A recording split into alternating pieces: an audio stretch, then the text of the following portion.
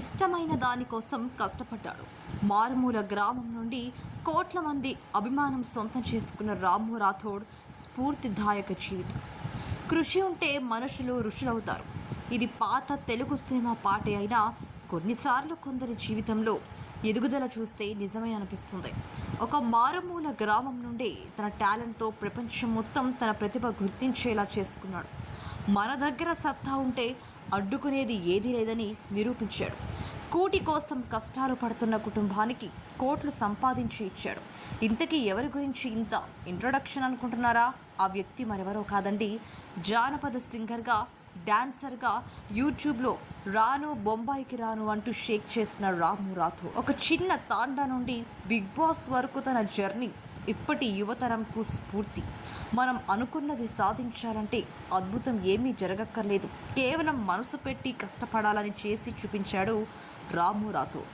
రాము రాథోడ్ ప్రస్తుతం big boss season 9లో ఆడుతుండగా అసలు సింగర్గా ఎలా ఎదిగాడు, తన కుటుంబ నేపథ్యం వంటి విషయాలను ఈ వీడియోలో తెలుసుకుందాం. రాము రాథోడ్ అసలు పేరు రాము రాథోడ్ నాయక్. ఈయన 1999 జూన్ 12న తెలంగాణ మహబూబ్ నగర్ జిల్లా భూత్పూర్ మండలంలోని గోపాలపురం తండాకు చెందినవాడు.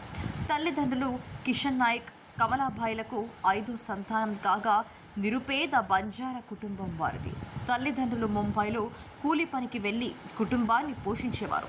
విద్యాభ్యాసం ఊర్లోనే జరగగా చిన్నతనం నుండి పాటలకు డాన్స్ చేయడం చేస్తుండేవాడు రాము రాథోడ్.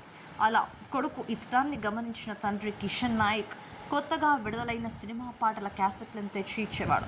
ఇక ఊర్లో జరిగే పెళ్లిళ్ళు, వేడుకలలో డ్యాన్స్లు చేస్తూ ఉండేవాడు.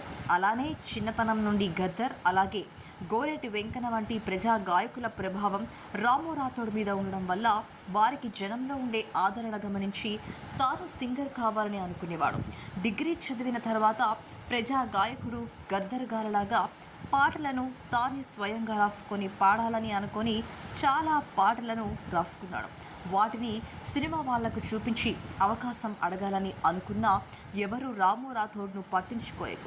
చుట్టుపక్కల గ్రామాల్లోనూ పాటలు పాడుతూ డ్యాన్స్ చేసి డబ్బు సంపాదించిన రాము తల్లిదండ్రులను ముంబై నుండి సొంతూరుకు తెచ్చుకున్నాడు. సుమారు 100కి పైగా స్టేజ్ షోస్ చేసిన రాము రాథోడ్ వాటి ద్వారా కొంతవరకు కుటుంబాన్ని ఆర్థికంగా నిలబెట్టాడు. అయితే కరోనా సమయంలో లాక్డౌన్ కారణంగా పని లేక తల్లిదండ్రులు ఇంట్లో ఉండడంతో తినడానికి కూడా డబ్బు లేక ఇబ్బంది పడ్డారు. ఆ సమయంలోనే యూట్యూబ్ ద్వారా పాటలను పాడి చాలామంది డబ్బు సంపాదిస్తున్నారనే విషయం గమనించి చిన్న చిన్న యూట్యూబ్ ఛానల్స్ వారికి ఆల్బమ్ సాంగ్స్ చేసి పెట్టి భరత్ అనే వ్యక్తిని కలిసి అతని వద్ద సింగర్గా తక్కువ రెమ్యునరేషన్కి పాడాడు. అలా కొన్ని సాంగ్స్ పాడాక తానే సొంతంగా యూట్యూబ్ ఛానల్ పెట్టి సాంగ్స్ చేస్తే బాగా డబ్బు వస్తుందన్న నమ్మకంతో యూట్యూబ్ ఛానల్ స్టార్ట్ చేసి సోమసిల్లిపోతున్నవే ఓ చిన్ని రాములమ్మ అంటూ తానే హీరోగా వీడియో చేసి కరోనా టైంలో విడుదల చేయగా సూపర్ హిట్ అయింది. అలా రాము రాథోడ్కి కొంతమంది యూట్యూబ్ ఆల్బమ్స్ చేసి మ్యూజిక్ డైరెక్టర్స్ ఛాన్స్ ఇచ్చి తమ సాంగ్స్ పాడించుకున్నారు.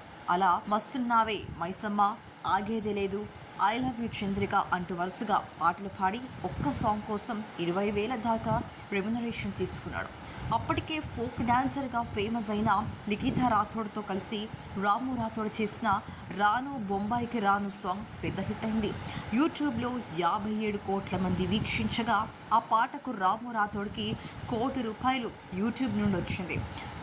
ఫ్రెండ్ వాలీతో కలిసి ఆ పాటకు పెట్టుబడి పెట్టడం వల్ల ఇద్దరు చెరిసగం పంచుకున్నారు. అలా 50 లక్షలతో ఊర్లో సొంత ఇల్లు కట్టుకొని కొంతవరకు రాము రాథోడ్ స్థిరపడ్డాడు. ఇక సొబసిల్లిపోతున్నవే ఓ చిన్ని రాములమ్మ సాంగ్ను సందీప్ కిషన్ నటించిన మజాకా సినిమాలో రీమేక్ కూడా చేశారు.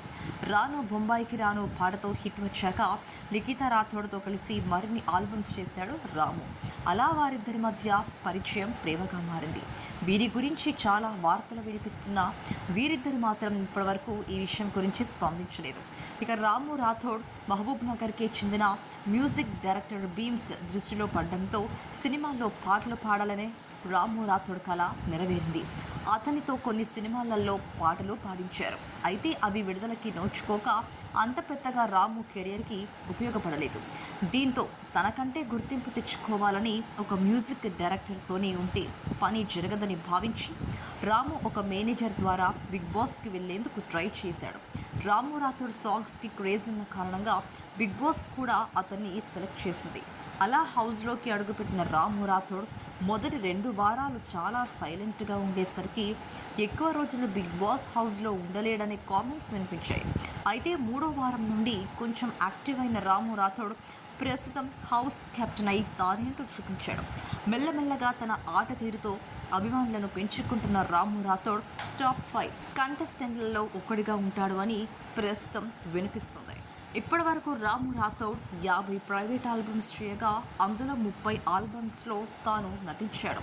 మీకు రాము రాథోడ్ ఫోక్ సాంగ్స్లో బాగా ఇష్టమైన సాంగ్ ఏదో కామెంట్స్లో తెలపండి.